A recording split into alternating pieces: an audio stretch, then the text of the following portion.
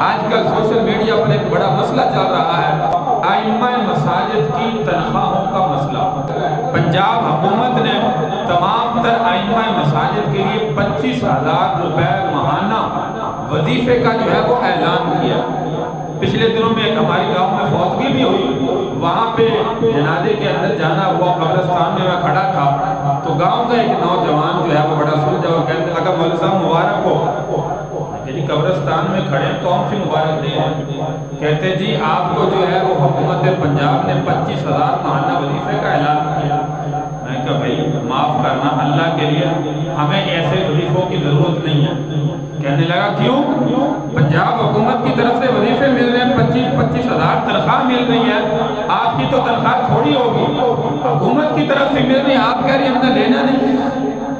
میں نے کہا بھائی ہمیں ایسی تنخواہوں کی ضرورت نہیں ہے۔ کہنے لگے کیوں، معاملہ کیا؟ میں نے کہا آپ کو کسی کارروائی کا پتہ ہی نہیں ہے تو آپ کہہ رہے ہیں کہ 25,000 مولویوں کے مل رہے ہیں۔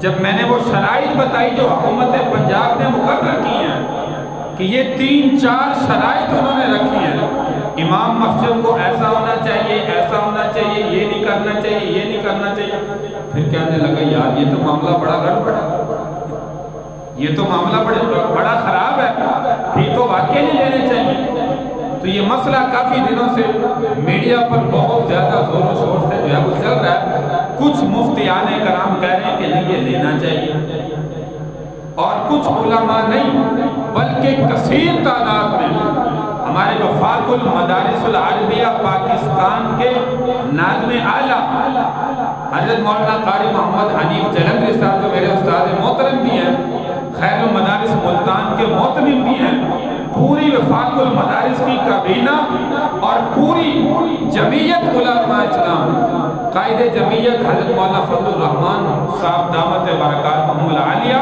ان کی مشاورت، اور اس میں مفتی تقی عثمانی صاحب، بڑے بڑے اکابرین مفتیان کرام، ان کا نظریہ یہ ہے کہ یہ واقعتاً ہمیں جو ہے وہ نہیں لینا چاہیے۔ اور میں الحمدللہ اور بڑے بڑے علماء اکابرین مفتیان کرام ان کے اس نظریے کے پیچھے ہیں کہ جو ان کی طرف سے حکم ہوگا وہ اس نظریے پر جو ہے وہ عمل کریں گے۔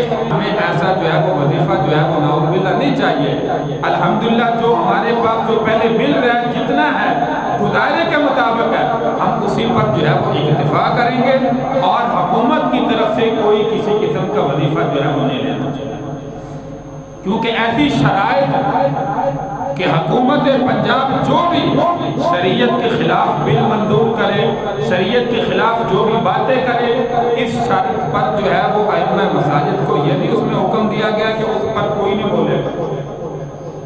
اگر کوئی شریعت کے خلاف حکومت قدم بھی اٹھاتی ہے، امام مسجد کوئی بھی اس پر لفظ کہے گا یا ان کی خلاف ورزی کرے گا، اس کو بھی جیل کے اندر ڈال دیا۔ تو علماء حقہ کا کام تو جو ہے وہ حق بیان کرنا، قرآن و حدیث کی بات کرنا، شریعت کی بات کرنا۔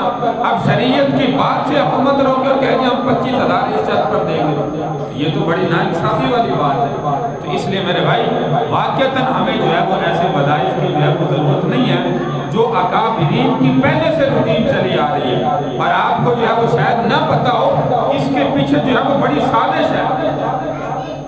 یہ حکومت جب بھی آتی ہے، نئی حکومت کوئی بھی آتی ہے، یہ مدارس کو، مساجد کو اپنے کنٹرول میں جو ہے وہ کرنا چاہتی ہے۔ جو ہم نصاب دیں وہ مدارس میں پڑھایا جائے، اور الحمدللہ جو نصاب پہلے سے پڑھایا جا رہا ہے، قرآن و حدیث کا نظام چل رہا ہے، اسی طرح انشاءاللہ العزیز جو ہے وہ قیامت تک یہ نظام چلتا ہے۔ اس میں اکابرین کی محنت ہے، اکابرین کی قربانیاں ہیں، اور ہم الحمدللہ اسی قربانیوں کی وجہ سے آج مدارس کے اندر جو ہے وہ مدارس کی برکات ہیں، ہمیں حافظ عالم جو ہے وہ مل رہے ہیں، نماز پڑھانے والے مل رہے ہیں، علماء، خطباء، ائمہ کرام، مفتیان کرام جو ہے وہ مل رہے ہیں۔ اور اگر مدارس کے اندر بھی حکومت کے معاملے آنے شروع ہو جائے تو یاد رکھیں کہ پھر انگریزی قانون مدارس میں بھی شروع ہو جائے۔ ایسی یونیورسٹیاں بن چکی ہیں، جو پہلے مدرسے تھے اب یونیورسٹیاں بن چکی ہیں۔ تو اس لیے اللہ تبارک و تعالیٰ سے دعا ہے کہ اللہ تعالیٰ ہمارے ان اکابرین کی جو ہے وہ حفاظت فرمائے، اور جو ان کی طرف سے انشاءاللہ العلی اللہ عمل ہوگا اس کے مطابق جو ہے وہ ہم عمل کریں گے۔ اللہ تبارک و تعالیٰ ہمیں جو ہے وہ عمل کی توفیق عطا فرمائے۔ علماء مفتیان کرام اکابرین کی اللہ تبارک و تعالی ہر شر سے حفاظت فرمائے۔